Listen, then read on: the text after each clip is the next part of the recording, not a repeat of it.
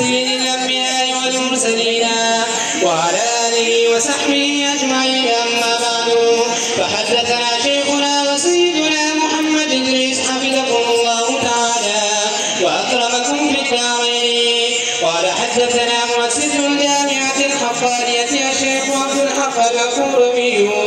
قال حدثنا الشيخ شيخنا عوف والعجم حسين أحمد المدني عن فضيلة الشيخ شيخ الحزب محمود حسن الدوبندي عن الشيخين الجليلين الكريمين عن الشيخ العلامة قاسم العلوم والخيرات محمد قاسم الألوفي والشيخ العلامة فقيه العصر رشيد أحمد الجلجولي، وهما